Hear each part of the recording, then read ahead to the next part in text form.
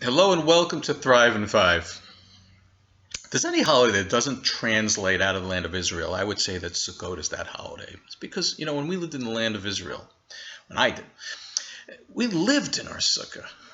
I remember I lived with a roommate back when I was single in a very nice apartment in the old city of Jerusalem, and we would schlep our very substantial living room chairs out to the sukkah, and we'd hang out, we'd read and schmooze during the day, and then when it came time to dinner, we'd drag them back in. We'd bring out an even heavier dining room table and chairs, and we'd have our meal, and then we'd schlep that back in and bring our beds out, which were also pretty heavy. And we'd live in the sukkah with all of our furniture, and that's kind of the way it was done, and is done for the most part in Israel. And I think that's really the way the mitzvah is supposed to be done. We don't do it so much here because the weather isn't so trustworthy. We're kind of wimpy here in America. What can I tell you?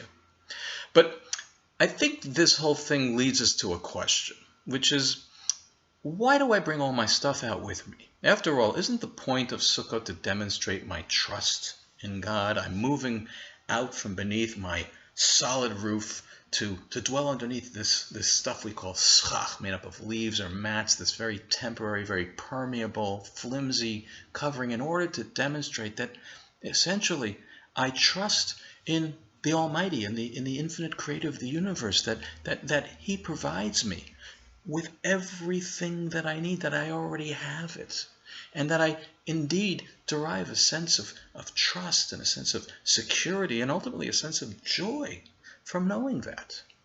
Isn't that the purpose? And if that is the purpose, so then why do I bring my stuff out with me?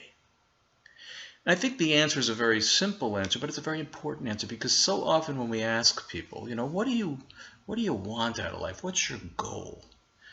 So often people answer, to be happy, to be content.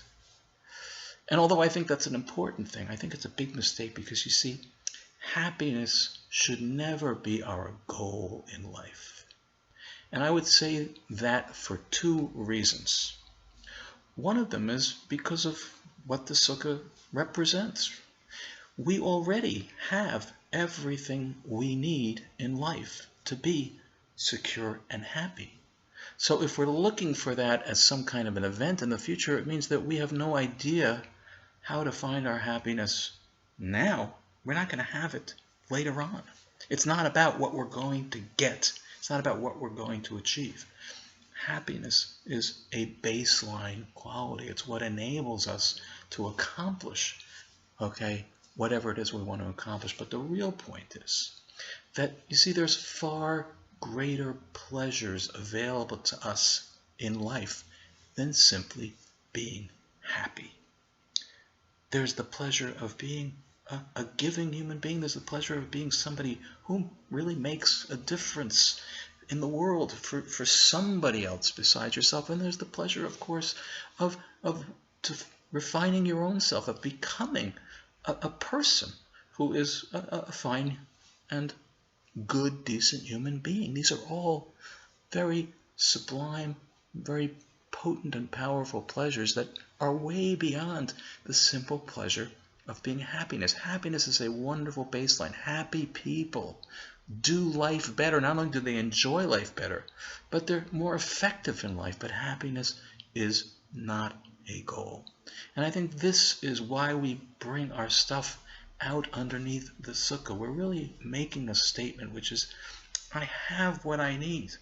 And so now the question is, what do I do with what I've been given in order to really make the most out of my life? And the irony of it is, it's precisely when I realize that I don't need to go out in the world to acquire more stuff to sort of, get a better address, or, a nicer car, or a more prestigious job in order to feel happy and content and secure. It's only then that I get to ask the real question, which is, okay, if that's not what all this stuff provides me with, then what am I going to do with that stuff in order to really tap into the profound pleasures that are available to me in life?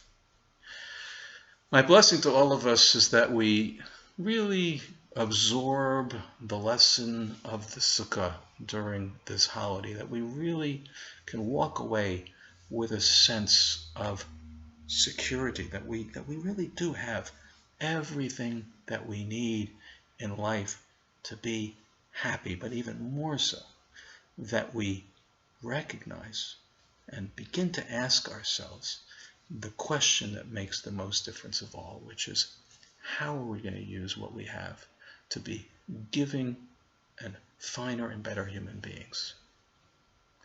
Wishing you all a wonderful holiday and looking forward to hopefully seeing you again soon.